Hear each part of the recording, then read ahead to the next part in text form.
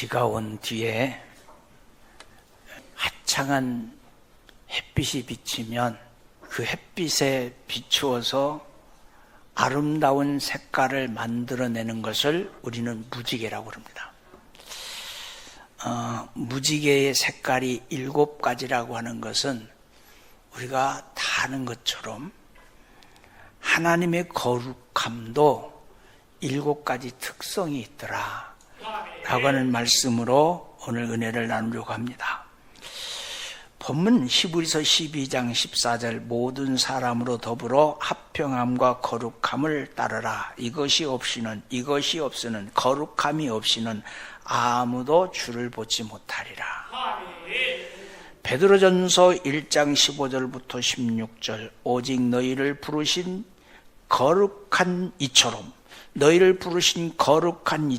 너희도 모든 행실에 거룩한 자가 되라. 기록됐으되 내가 거룩하니 너희도 거룩할지니라 하셨느니라. 지금 이 시대를 영적으로 꼬집는다면 거룩을 잊어버린 시대일 겁니다. 아니, 거룩을 찾아볼 수 없는 시대일 겁니다. 그래서 또 조금 더 쉽게 말하면 깨끗함을 잃어버린 시대, 조금 고상하게 말하면 선결을 잃어버린 시대가 지금이 아닌가 싶어요. 하나님 뭐라고 그랬어요? 내가 거룩하니 너희도 거룩하라. 거룩이 없이는 주님을 볼 수 없습니다. 이만큼 심각한 말씀이 어디 있어요? 거룩이 없이는 주님을 만날 수 없습니다. 거룩이 뭘까요? 거룩이란 말은 하기오스라는 단어입니다. 하기오스. 이 말의 언어적인 의미는 순수하다. 참 저 사람 신앙생활 순수해. 때가 안 묻었어.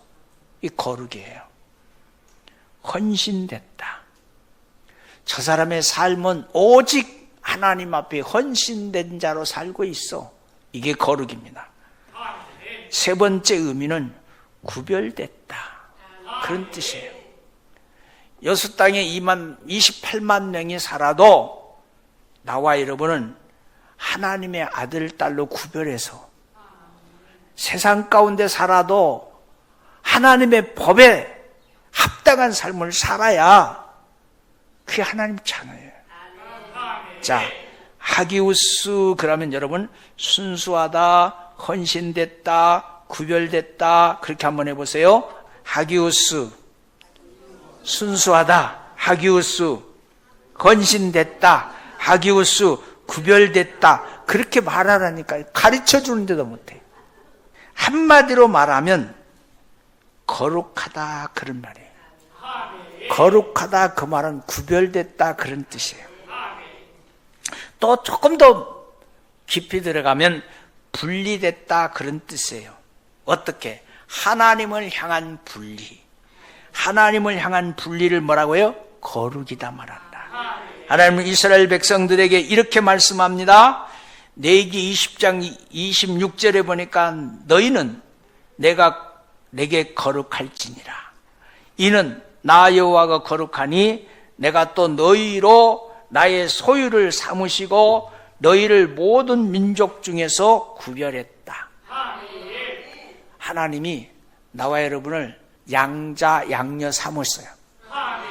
그리고는 내 아들 딸이기에 구별해 놨어. 구별된 것을 거룩이라고 말하고 있습니다. 자, 쉽게 얘기해요. 구별된 땅, 지금 쌈박질하고 있는 조이스라엘을 우리는 뭐라고 그래? 성지라고 그래, 성지. 구별된 쌀, 그 우리는 뭐라고 그래? 성미라고 그래요. 알기는 잘 알아요. 자, 구별된 사람, 우리는 뭐라고 그래요? 성도라고 그래요. 옆 사람 한번 봐봐요. 구별됐는가 안 됐는가. 아, 구별된 사람이군요. 그래. 구별된 사람. 구별된 사람. 구별된 책 성소입니다. 성소. 구별된 가구, 성구라고 그래요. 성구.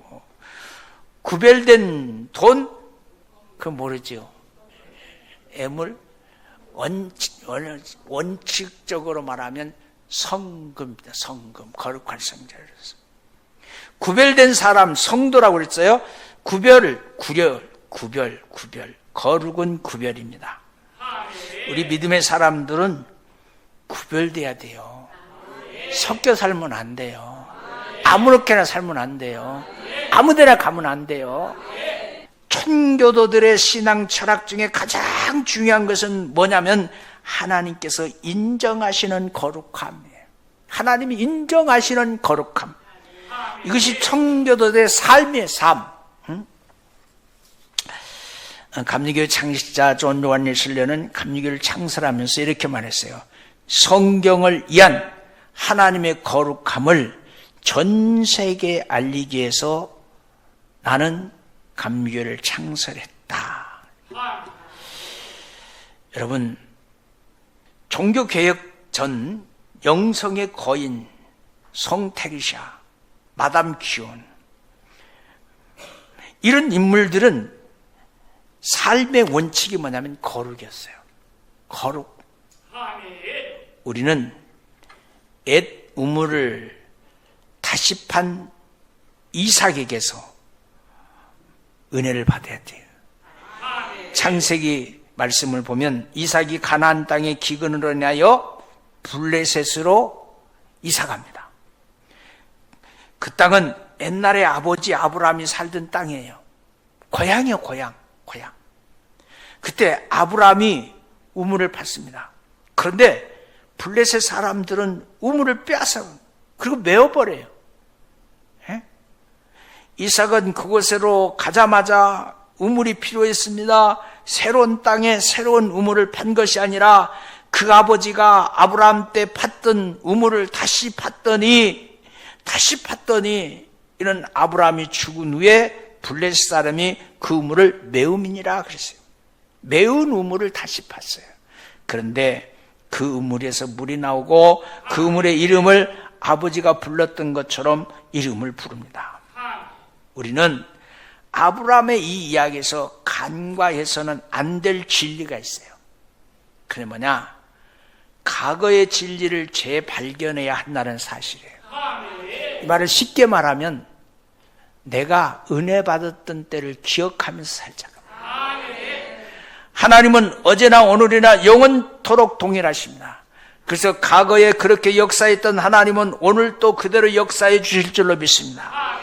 이삭이 아브라함이 팠던 우물을 다시 팠던 것처럼 우리도 초대교회 성도들에게 집중해 볼 필요가 있습니다. 거룩의 우물을 다시 팔 필요가 있습니다. 기도의 우물을 다시 팔 필요가 있습니다. 예배를 드리면서 나의 메마른 눈물이 다시금 회복되어서 말씀의 은혜 듣고 통곡하는 그런 믿음의 거룩한 우물을 팔 수 있게 되기를 주의 이름으로 축원합니다. 하나님은 거룩하십니다. 거룩이 없이는 주님을 보지 못합니다. 어떻게 하는 것이 거룩일까요? 하나님은 거룩하시기에 하나님의 성품을 담는 것이 거룩이에요. 하나님의 성품. 베드로가 하나님의 성품을 정확하게 알려주고 있습니다. 엘리프롬은 사랑의 기술이라는 책에서 이렇게 말합니다. 그 사람을 사랑한다는 것은 그 사람 속에 들어있는 자기를 사랑하는 것이다. 자기 마음에 드는 것이 없으면 그 사람을 사랑하지 않는다. 자기가 좋아하는 요소가 그 사람 속에 들어있기에 그 사람을 좋아하는 겁니다. 하나님은 어떤 사람을 좋아하실까요? 하나님의 성품을 가진 사람을 하나님은 좋아하십니다. 하나님은 신의 성품에 참여하는 사람을 좋아하십니다. 하나님이 좋아하시는 성품을 가진 사람을 하나님이 좋아하십니다. 베드로서 1장 4절에 보니까 이로써 그 보배롭고 지극히 큰 약속을 우리에게 주사 이 약속으로 말미암아 너희로 정욕으로 인하여 세상에 썩어질 것을 피하여 신의 성품에 참여하는 자가 되게 하려 함이니라. 신의 성품에 참여하는 자라는 말씀이 눈에 딱 들어왔습니다. 신의 성품 어떤 것일까요? 기본적으로 믿음의 일곱 가지 성품, 하나님의 거룩의 성품 7가지를 닮아가는 것을 신의 성품이라고 그래요. 다음과 같은 7가지 신의 성품, 베드로는 하나님의 성품을 잘 알려주고 있습니다. 이로써 너희는 더욱 힘써 너희 믿음의 덕, 믿음에는 덕을, 덕은 지식을, 지식에는 절제를, 절제는 인내를, 인내는 경건을, 경건의 형제 우애를, 형제 우애의 사랑을 공급해라. 무지개 7가지 색깔이 합쳐져야 무지개가 되는 것처럼, 도레미파솔라시도 7개 음이 합쳐져야 음악이 되는 것처럼 신의 성품 7가지 요소가 합쳐져야 하나님의 거룩의 특징이 나타나는 줄로 믿습니다. 자, 하나님의 거룩 7가지 특성, 첫 번째가 뭐예요? 덕입니다. 덕. 덕이라는 단어가 여러분 어떤 의미가 있냐면 아테네라는 헬라어에서 기록되어 있는 단어입니다. 이 단어는 덕 중에 최고의 덕, 덕 중에 최고의 덕을 의미하는 겁니다. 하나님은 덕이 있으신 분이에요. 십자가에 죽으시면서 자기에게 침뱉은 일을 위해서 기도하시는 덕, 최고의 덕이에요. 저들이 하는 일이 저들이 알지 못하니 용서하여 주옵소서. 이게 최고의 덕입니다. 예수님의 덕은 원수까지라도 사랑하라는 한마디로 표현할 수 있습니다. 하나님은 덕이 있으신 분이기 때문에 덕 있는 사람을 좋아하십니다. 하나님은 덕이 있는 분이시기 때문에 덕 있는 사람을 좋아하십니다. 한번 옆 사람 이렇게 한번 보세요. 덕스럽게 생겼는가? 참 덕스럽습니다. 한번 해보세요. 참 덕스럽습니다. 에? 덕을 가지는 것이 신의 성품에 참여하는 겁니다. 이것이 거룩입니다. 무엇이든지 정도가 있어요. 최고의 지선의 덕은 아테네라는 겁니다. 용장보다 지장이 낫고 지장보다 덕장이 낫다는 거예요. 그만큼 사람들은 사람들에게 덕을 요구합니다. 덕. 덕은 인격의 최고였습니다. 거룩의 최고봉, 그것이 바로 덕입니다. 사람은 아멘 하세요. 덕스러워져야 돼요. 믿음의 덕이 있는 사람이 되기를 원해. 왠지 어떤 권사님만 만나면 참 주님 보는 것 같아. 덕스러운 분이에요. 왠지 어떤 장로님만 보면 주님의 십자가가 생각나. 덕 있는 분이에요. 예수님의 성품은 덕입니다. 신의 성품에 참여하는 덕을 가져야 됩니다. 덕의 최고봉, 하나님이 나에게 주신 최고의 은혜는 덕을 덧입고 살아라. 두 번째, 거룩은 지식입니다. 지식이라는 단어는 그노스라는 단어입니다. 그노스. 이 무슨 말이에요? 아는 것이라는 뜻입니다. 아는 것. 하나님의 두 번째 거룩의 지식. 하나님은 모든 것을 다 알고 계십니다. 심지어 성경은 우리의 머리털이 몇 개인지를 알고 계신다고 그랬어요. 자기 머리털인지 자기 머리털인데 자기 머리털이 몇 개인지를 아는 사람 손 들어보세요. 다 몰라요.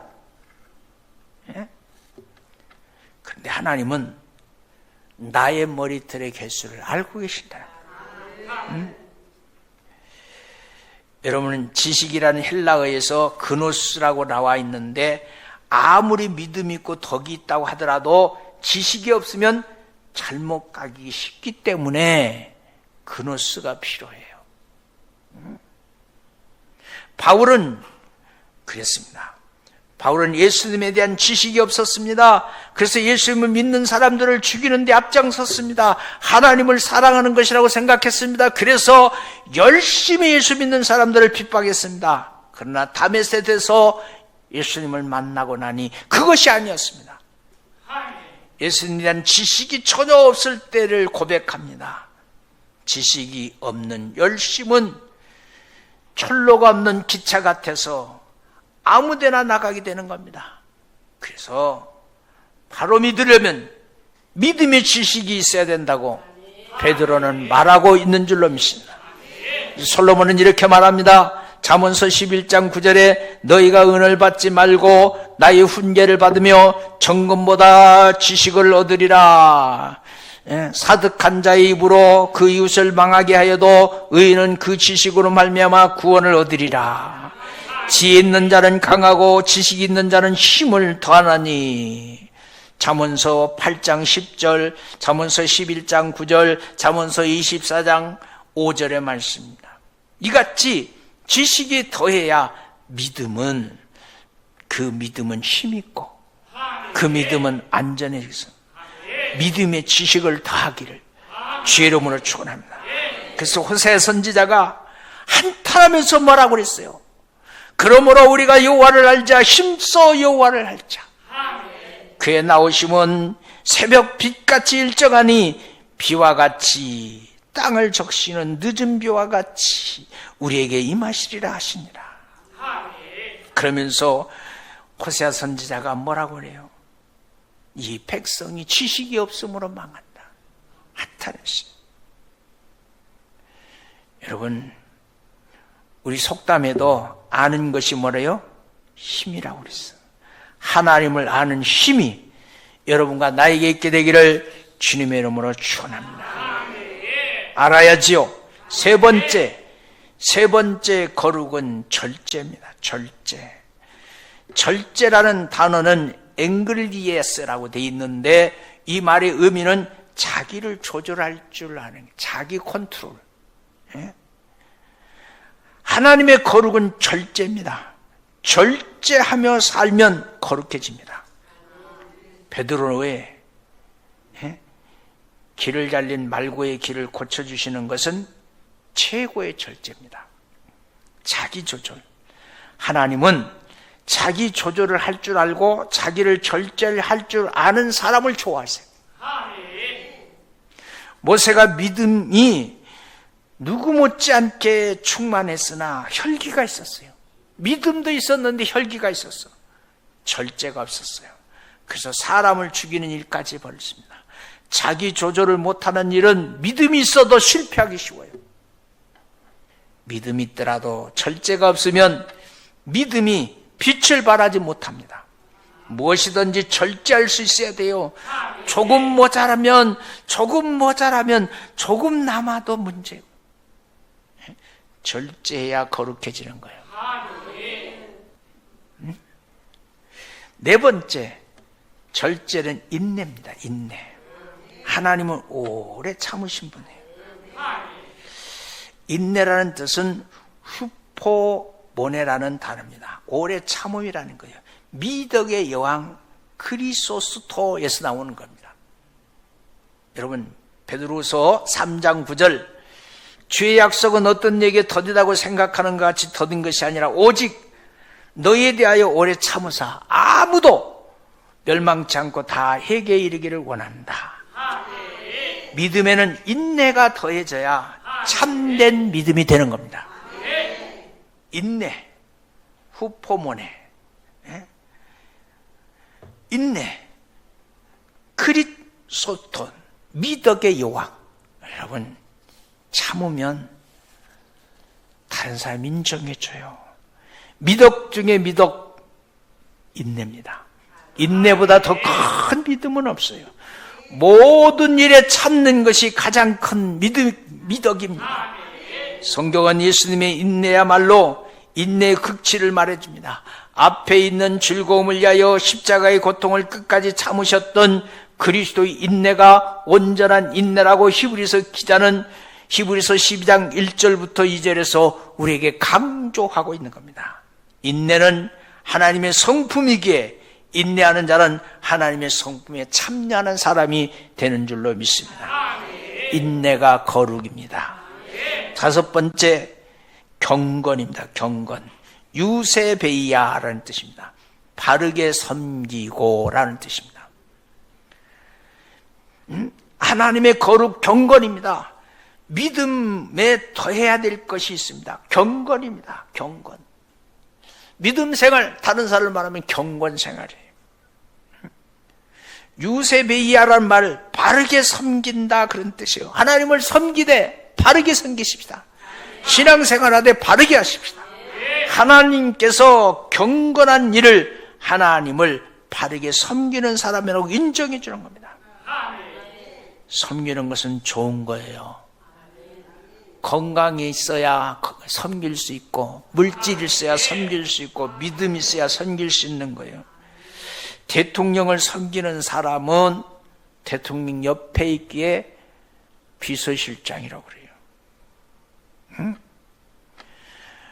여러분, 정말 섬기되 하나님을 온전히 섬기는 하나님의 사람으로 쓰임받는 은혜가 있기를 주님의 이름으로 축원합니다. 여섯 번째, 거룩은 형제 우애입니다. 빌라델피아 형제 사랑이라 그 말이에요. 여러분, 형제는 사랑의 대상입니다. 거룩한 사람은 형제 간에 우애하는 겁니다. 믿음 있는 사람은 형제 간에 우애하는 겁니다. 보이지 않는 형제를 사랑하지 못하면서, 아니 보이는 형제를 사랑하지 못하면서 어찌 하나님을 사랑한다고 말할 수 있겠습니까? 여러분, 육신의 부모에게 효도하는 것, 그게 형제 간의 우애예요. 마지막 일곱 번째, 거룩은 사랑입니다. 여기서 사랑은 아가페입니다. 사랑하는 사람은 거룩한 사람이에요. 하나님의 거룩은 믿음으로 시작해서 사랑으로 끝나는 거예요. 기독교는 믿음으로 시작해서 사랑으로 끝나는 거예요. 형제 사랑만으로는 부족합니다. 사랑의 범위를 넓혀야 돼요. 하나님은 이 의로운 자뿐만 아니라 불의한 자에게서 똑같이 베푸시는 보편적인 사랑이 있으니, 예수 믿는 사람도 하나님이 내려주시는 태양을 받고 하나님이 내리는 비를 통해서 곡식을 기르고, 예수 안 믿는 사람도 똑같습니다. 이것은 보편적인 사랑이라고 그래요. 여러분, 그리스도인은 하나님이 자기에게 보여준 사랑을 똑같이 남에게 보여줌으로 끝이 내야 되는 겁니다. 여기에 사랑이라는 아가페라는 말은 그저 대가를 바라지 않고 그저 주는 사랑. 여러분, 모든 인간은 상대성이에요. 내가 사랑하는 것만큼 상대에게 뭔가를 얻기를 원해. 근데 하나님은 우리에게 그렇게 말했어요. 주는 것이 나았다. 주는 것이 행복하다.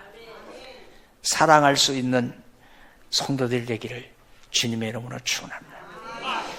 오늘 본문 말씀 가운데 베드로후서 1장 5절부터 7절까지, 이로써 그 보배롭고 지극히 큰 약속을 우리에게 주사 이 약속으로 말미암아 너희로 정욕으로 인하여 세상에 썩어질 것을 피하여 신의 성품에 참여하는 자가 되게 하려 함이니, 이로써 너희가 더욱 힘써 너희 믿음의 덕의 지식을 지식의 절제를 절제, 인내를 인내의 경건을 경건의 형제 우애를 형제 우애의 사랑을 뭐해라? 크게 하면 아멘 하세요. 공급하라.